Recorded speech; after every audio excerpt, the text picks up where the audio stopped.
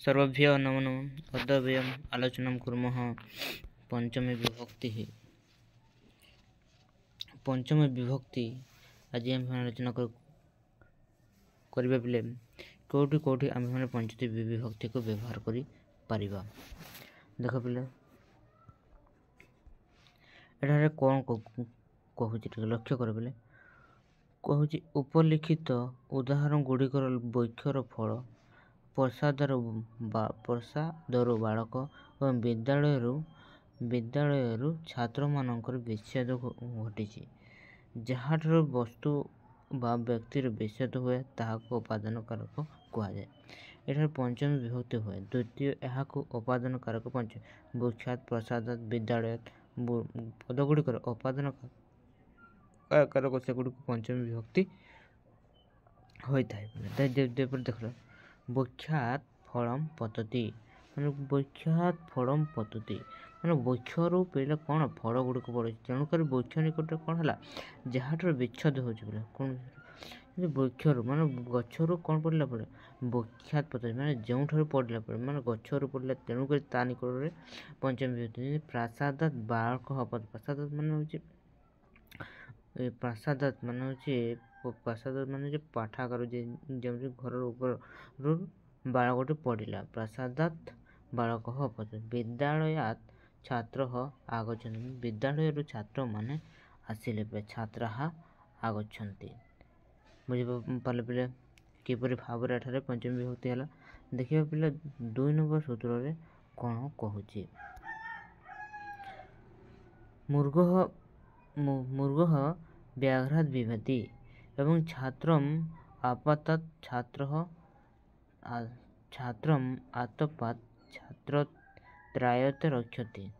भी धातु भय और त्रयी धातु रक्षा करने अर्थरे व्यवहार कर कौन बुझे भी धातुटा भय करने अर्थरे एवं त्रयी धातुटा रक्षा करने अर्थरे व्यवहार कर अर्थ को बुझाऊा धातुर प्रयोग में उभय कारक ठारे पंचमी विभक्ति होता है। तेपरी भाव कौन देला वृक्ष व्याघ्रात विभक्ति माने मूर्ग व्याघ्रात मूर्ग व्याघ्रात विभक्ति पिले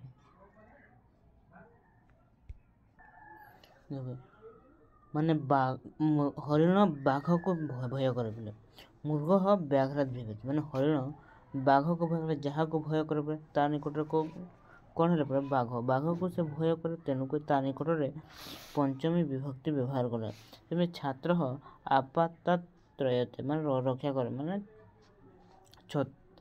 छात्र माने छात्र को माने आतपात माने खरा रक्षा कर आतपात छात्र आतपात त्रयते माने रक्षा करे त्रय धातुर जोजक जो रक्षा पाते तार निकट में पंचमी विभक्ति और जहाँ को भय करते तार निकट में पंचमी विभक्ति होता है। 2 नंबर सूत्र जान लो बर्तमान आलोचना को 3 नंबर सूत्र धार्मिक पापात पराजयते एवं अध्ययनात्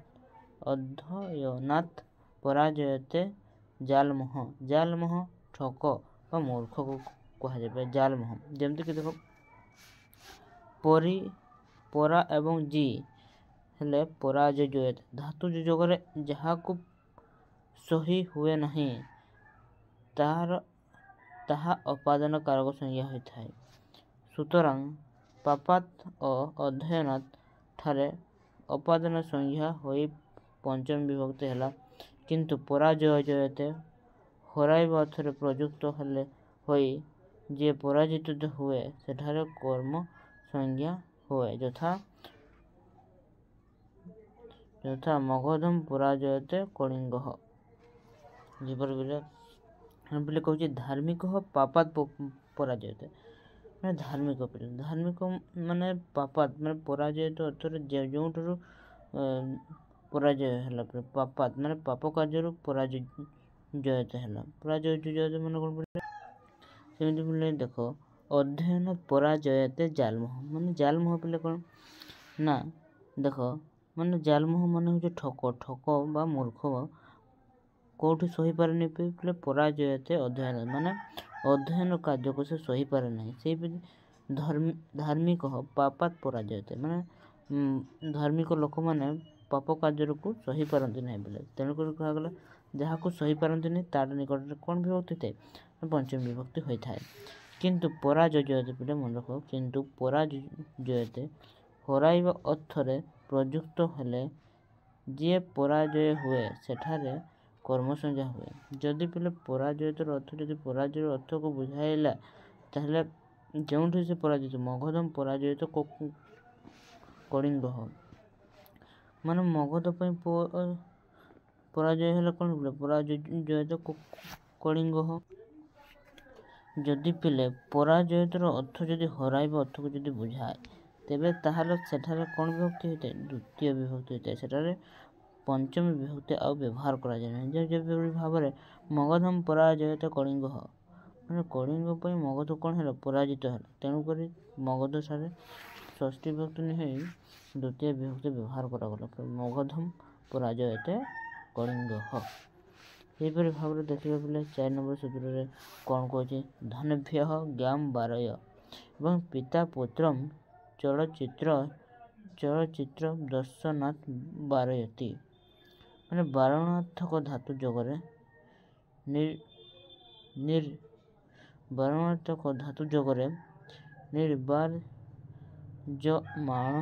ନିର୍ବାର୍ଯ୍ୟମାଣର ଅଭିଳଷିତ ଅପାଦାନ କାରକ ହୋଇଥାଏ। ମାନେ ବାରଣାର୍ଥକ ଧାତୁ ଯୋଗରେ ନିର୍ବାର୍ଯ୍ୟମାଣର ଅଭିଳାଷିତ ଉପାଦାନ କାରକ ହୋଇଥାଏ। ଉପଯୁକ୍ତ ଉଦାହରଣ ଦ୍ୱୟରେ ଧାନ୍ୟ ଓ ଚଳଚିତ୍ର ଦର୍ଶନର ଯଥାକ୍ରମେ ଗାଈ ଓ ପୁତ୍ରକୁ ବାରଣ କରାଯାଉଥିବାରୁ ବାରଣାର୍ଥେ ବା ଇପ୍ସିତ ବା ଧାନ୍ୟ ଓ ଚଳଚିତ୍ର ଦର୍ଶନ ଠାରେ ଅପାଦାନ ସଂଜ୍ଞ ହୋଇ ପଞ୍ଚମ ବିଭକ୍ତି ହେଲା। ମାନେ ଯାହାର ନିଜର ଇଚ୍ଛାର ଯିଏ ବାରଣ କରିବ ବୋଲେ ଯେମିତିକି ଧାନଭ୍ୟ ଧାନ ପାଇଁ ଗାମ ବାରୟ ଗାଈକୁ କ'ଣ କଲେ ମନା କଲେ। ଯେମିତି ପିତା ପୁତ୍ରମ ଚଳଚିତ୍ର ନା ଦର୍ଶନାଥ ବାରୟତି ମାନେ ପୁଅକୁ କ'ଣ କରେ ଚଳଚିତ୍ର ଦେଖିବେ ଯେଉଁଠାରୁ ବାରଣ କରାଯାଏ ତା ନିକଟରେ ବୋଲେ ପଞ୍ଚମୀ ହୋଇଥାଏ। ସେହିପରି ଭାବେ ଦେଖ ଧାନଭ୍ୟ ଧାନ ପାଇଁ କ'ଣ କଲେ ଗାଈମାନଙ୍କୁ ମନା କଲେ ଏବଂ ଚଳଚିତ୍ର ନା ଚଳଚିତ୍ର ଦେଖିବା ପାଇଁ କାହାକୁ ମନେ ପୁତ୍ରମ ବାରୟତି ବାରଣାର୍ଥକ ଧାତୁ ଯୋଗରେ ମଧ୍ୟ ପଞ୍ଚମୀ ବିଭକ୍ତି ହୋଇଥାଏ। ବୁଝିପାରିଲେ 4 ନମ୍ବର ପ୍ରଥମେ ଦେଖିବୁ ବୋଲେ 5 ନମ୍ବର କ'ଣ କହୁଛି ଚୌରଃ ରକ୍ଷିଣ ନିଲୀୟତେ କୃଷ୍ଣ ମାତୁଃ ନିଲୀୟତେ ନି ପ୍ଲସ୍ ଲି ମାନେ ହେଉଛି ନିଲୀୟତେ ଅର୍ଥ ଲୁଚେଇବା ପିଲେ ନିଲୀୟତ ମାନେ କ'ଣ ଲୁଚେଇବା କୌଣସି ବ୍ୟବଧାନରେ ରହି ଯାହାଠାରୁ ନିଜକୁ ଲୁଚାଇ ରଖିବାକୁ ଇଚ୍ଛା କରେ ସେ ଅପାଦାନ କାରକ ହୁଏ। ଚୋର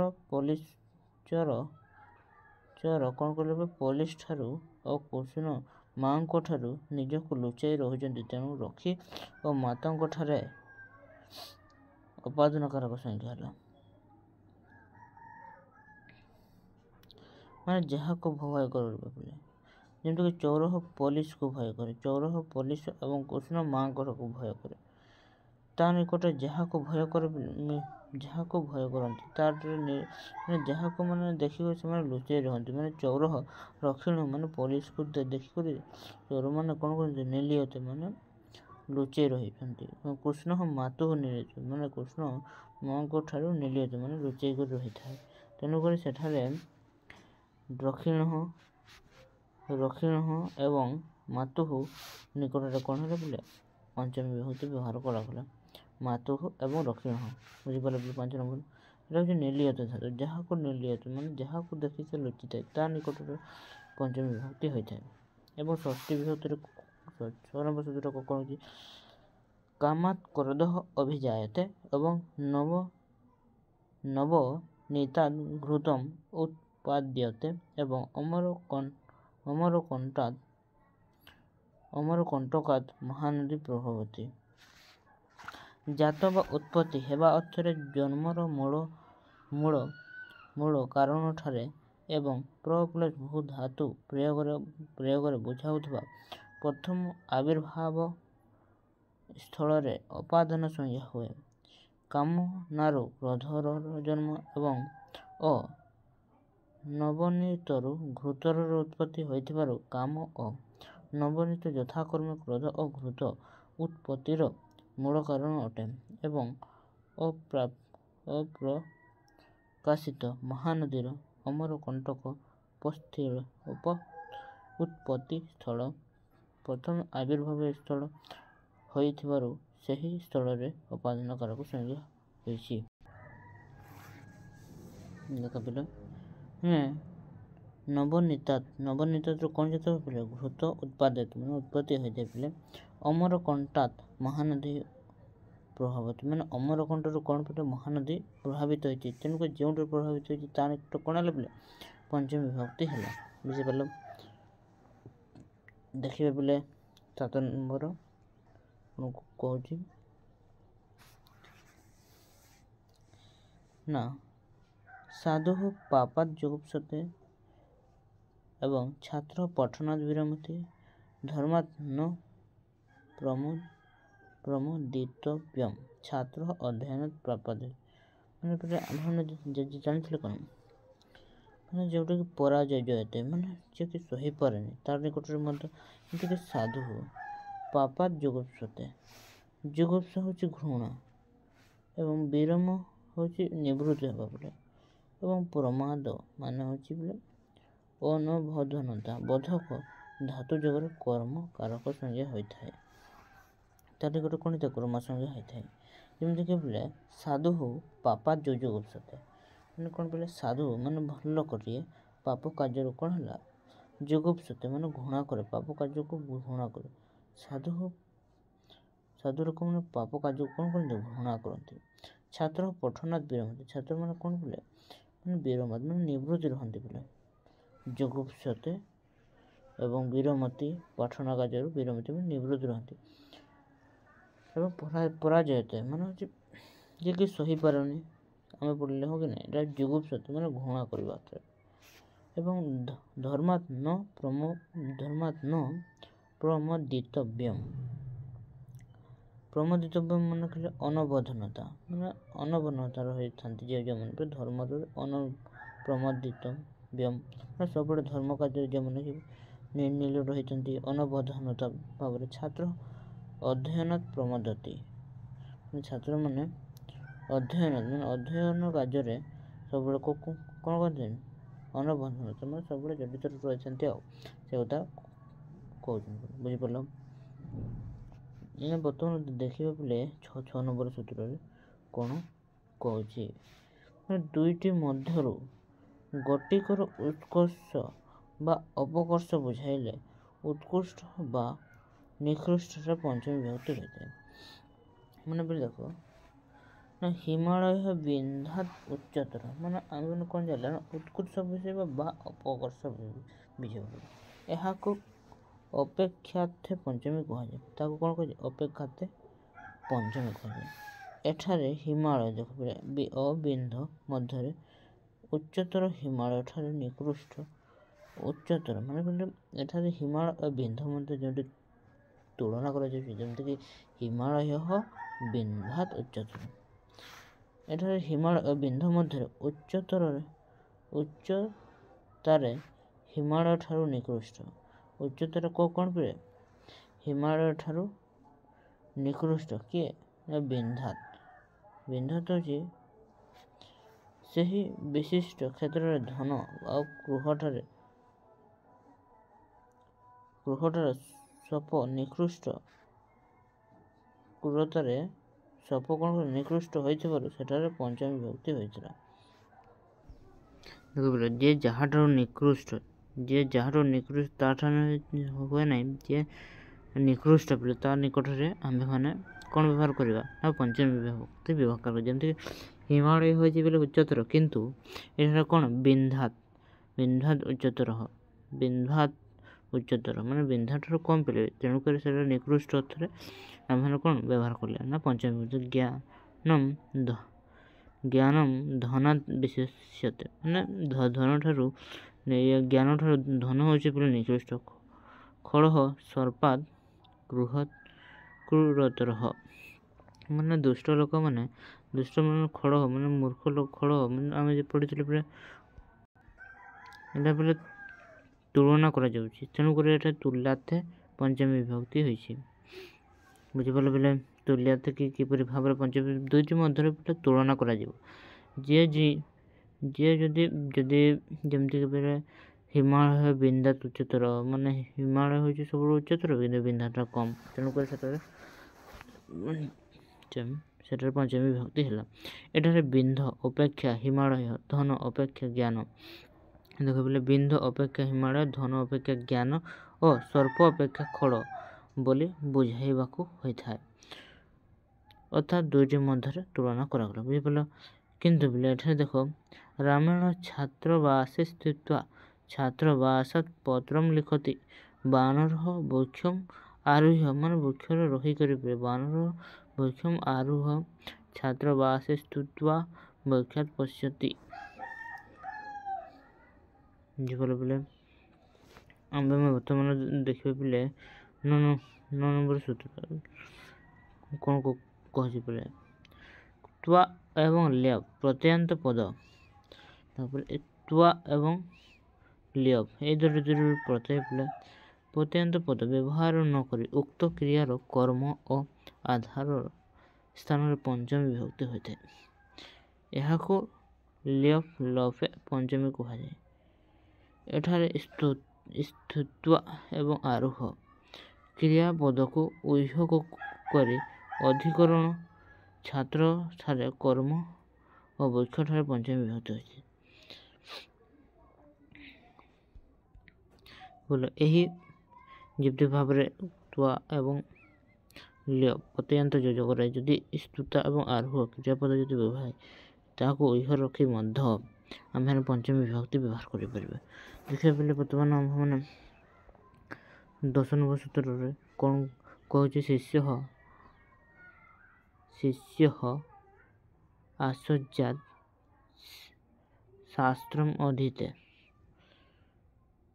ବଧୂଃ ଶ୍ୱଶୁରାତ୍ ଲଜ୍ଜତେ। ନିୟମ ପୂର୍ବକ ବିଦ୍ୟା ଗ୍ରହଣରେ ଗୁରୁ ଆଖ୍ୟାତ କୁହାଯାଏ। ସେଠାରେ ଅପାଦାନ କାରକ ସଂଜ୍ଞା ହୁଏ। ଏହା ଲଜ୍ଜା କରିବା ଅର୍ଥରେ ଯାହାକୁ ଲଜ୍ଜା କରାଯାଏ ସେଠାରେ ମଧ୍ୟ ପଞ୍ଚମ ଅପାଦାନ କାରକ ପଞ୍ଚମୀ ବିଭକ୍ତି ହୁଏ। ଏଠାରେ ଆଚାର୍ଯ୍ୟଙ୍କ ଠାରୁ ନିୟମ ପୂର୍ବକ ଶାସ୍ତ୍ର ଅଧ୍ୟୟନ ହେତୁ ଆଚାର୍ଯ୍ୟ ଆଖ୍ୟାତ ଓ ବଧୂ ଶ୍ୱଶୁରଙ୍କୁ ଲଜ୍ଜା କରିଥିବାରୁ ଉଭୟ ଆଚାର୍ଯ୍ୟ ଓ ଶ୍ୱଶୁର ଠାରେ ଅପାଦାନ କାରକ। ଯେଉଁଠି ନିୟମ ପୂର୍ବକ ଭାବରେ ବିଦ୍ୟା ଅଧ୍ୟୟନ କରାଯିବ ତାର ଯେମିତିକି ଶିଷ୍ୟ କେଉଁମାନେ ଆସଜ୍ଜାତ୍ ଶାସ୍ତ୍ର ଅଧୀତେ, ଯେମିତି ଯେପରି ଭାବରେ କ'ଣ ବୋଲେ ଯେମିତି ଦେଖ ନା ଶିଷ୍ୟ ଆସଜ୍ଜାତ୍ ଶାସ୍ତ୍ର ଅଧୀତେ ମାନେ ଆଶ୍ଚର୍ଯ୍ୟର ସହିତ ବଧୂ ଶ୍ୱଶୁରାତ୍ ଲଜ୍ଜତେ, ମାନେ ଶ୍ୱଶୁରକୁ ଲାଜ କରୁଛୁ ବଧୂ ତାର ନିକଟରେ ପଞ୍ଚମୀ, ଯାହାକୁ ଲଜ୍ଜତେ ଯାହାକୁ ଠାରୁ ଅଧୀତ ମାନେ ଶିକ୍ଷା ଲାଭ କରିଥାଏ। ସେହିପରି ଭାବରେ ଦେଖିବା ବେଲେ 11 ନମ୍ବର ସୂତ୍ରରେ କ'ଣ କହୁଛି ସ୍ତ୍ରୀ ଭିନ୍ନ ଅନ୍ୟ ଲିଙ୍ଗ ଗୁଣବାଚକ ଶବ୍ଦ ହେତୁ ବା କାରଣ ଅର୍ଥକୁ ବୁଝାଇଲେ ତାହା ସ୍ଥାନରେ ତୃତୀୟା ବିଭକ୍ତି ପଞ୍ଚମୀ ବିଭକ୍ତି ହୁଏ। ସ୍ତ୍ରୀ ଦେଖ ବେଲେ ସ୍ତ୍ରୀଲିଙ୍ଗ ଏବଂ ଅନ୍ୟ ଲିଙ୍ଗର ଗୁଣବାଚକ ଶବ୍ଦ ହେତୁ ବା କାରଣ ଅର୍ଥକୁ ବୁଝାଇଲେ ତାହା ସ୍ଥାନରେ ତୃତୀୟ ବିଭକ୍ତି ପଞ୍ଚମୀ ବିଭକ୍ତି ହୁଏ। ହେତୁବୋଧକ ଶବ୍ଦ ତୃତୀୟ ହେଇଥିଲେ ସେଠାରେ କେବଳ ତୃତୀୟ ବିଭକ୍ତି ପଞ୍ଚମୀ ବିଭକ୍ତି ହୁଏ ନାହିଁ, ସେଠାରେ ପଞ୍ଚମୀ ବିଭକ୍ତି ହୁଏ ନାହିଁ।